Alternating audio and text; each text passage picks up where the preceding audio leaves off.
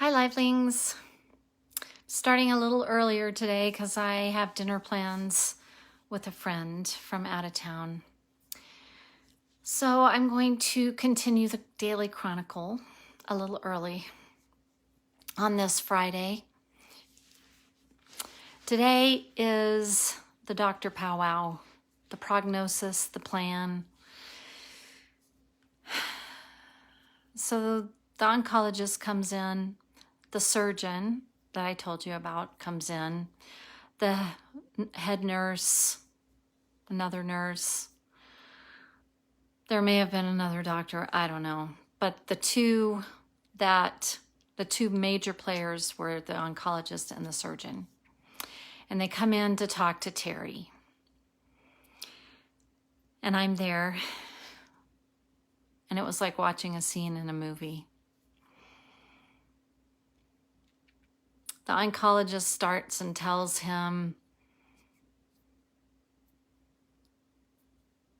that he has stage 4 cancer. And Terry finally starts asking questions. And one of his questions is, well, how long do I have?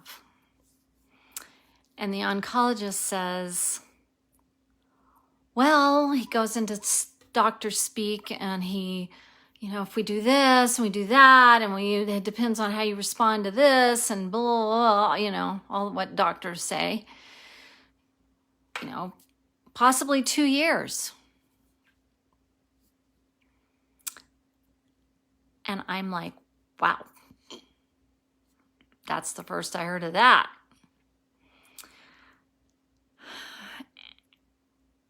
And he says, and we're going to start chemotherapy. We're going to let you heal a little bit more from your surgery, let you get a little stronger, but then we're going to start chemotherapy. Now you can imagine what I'm thinking. There's the surgeon standing there, not saying a word, not a word. And I'm glaring at him like, why aren't you saying something? You told me he couldn't withstand chemotherapy. And I'm just like looking at him. And he's looking down at the floor. He's looking up at the ceiling. He's not trying to make eye contact with me. And I'm so confused right now. And the oncologist is going on. And what he doesn't understand is this man is dying and his affairs are not in order. And I'm trying to figure out how to get Terry to write a will. And he's giving Terry all kinds of false hope right now. And I'm in shock. I'm just in shock. And I start questioning him because the surgeon won't say anything. And so I'm like trying to say, well, yeah, but what happens if, that kind of thing. And he's kind of blowing me off.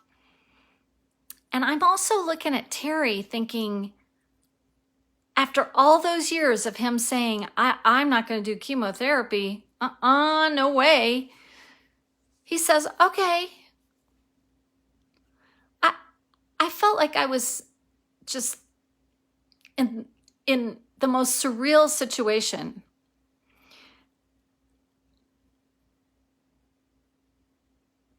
And so I say to the oncologist, I said, well, but do you agree that he needs to get his affairs in order? And he's like, well, it's always a good idea to get your affairs in order. So yes, you should get your affairs in order. I'm just glaring at the surgeon. It's like, help me out here. Tell the truth. Don't give, tell this man he's dying. Because he needs to know that. They didn't. They wrap up the meeting. They walk outside. And I am like so angry. And I follow the surgeon out into the hallway, and I say, excuse me, can I have a word with you? And he stops, the oncologist long gone.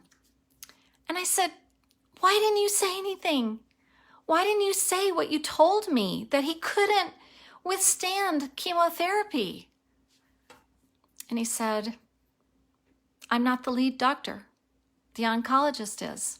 I told him what I found. I told him my recommendations, but that's all I can do. And I was like, but it's not the truth. You said he doesn't have 2 years. He only has 3 to 6 months, maybe. And he goes, well, I can't say anything. I can't go behind the oncologist's recommendation. I said, but you said he can't withstand chemotherapy. And he said, well, I've done all I can. And then he looked at me straight in the eyes and he said, never take someone's hope away from them. In other words, don't tell your husband he's dying. He didn't say that, but that's what he meant. I couldn't believe it. I couldn't believe it.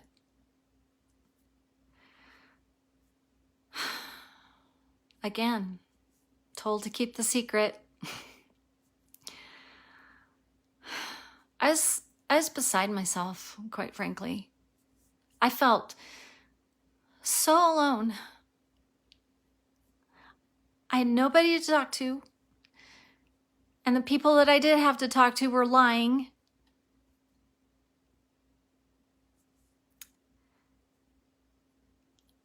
I needed help. I needed somebody to back me up so that I could help Terry do what he needed to do before he died. And even if I had gone in that room and said, oh, by the way, you're dying, honey, he wouldn't have believed me because the doctor just told him he had 2 years. It was unbelievably frustrating. And I was crying. So I went to the nurse's station. And I talked to the nurse that was in the room. And I went up to her and I said, please tell me the truth. Just tell me the truth. And she took me into her little office. And she said, he has a week to a month at the most.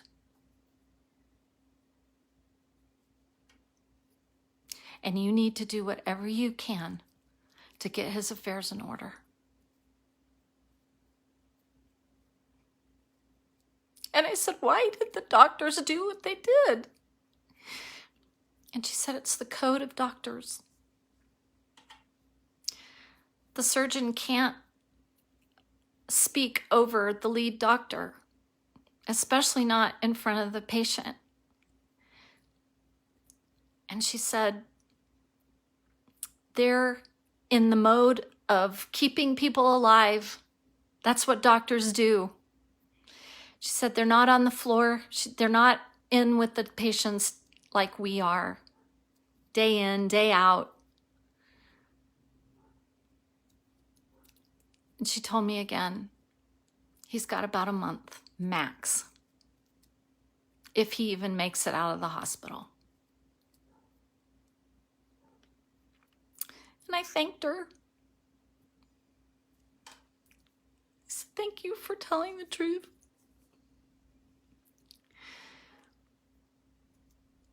She gave me a hug.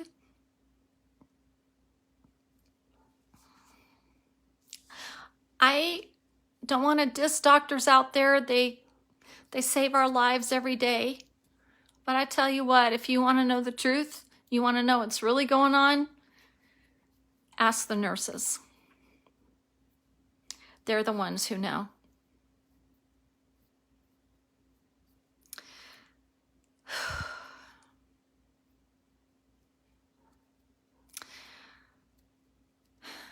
So I went back into Terry's room and I said, so you're going to do chemotherapy? He said, well, I guess we'll give it a shot.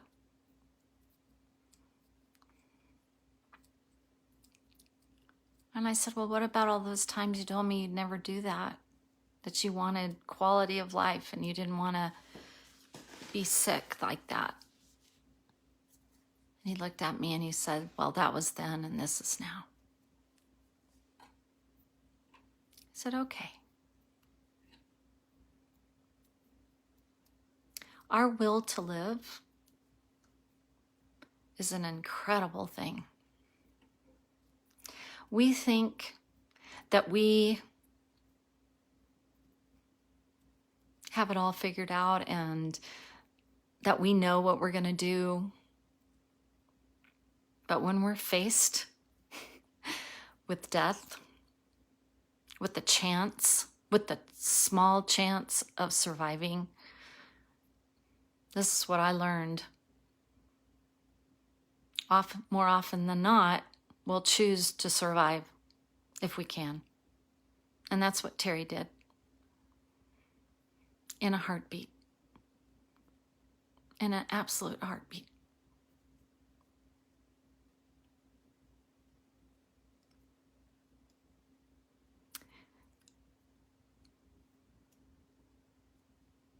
I felt like I was being hit from every direction.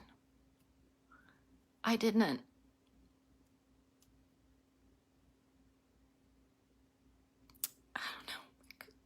even know how to describe how that week was, that first week. It was incredible. I was so confused. I was so angry, frustrated, alone.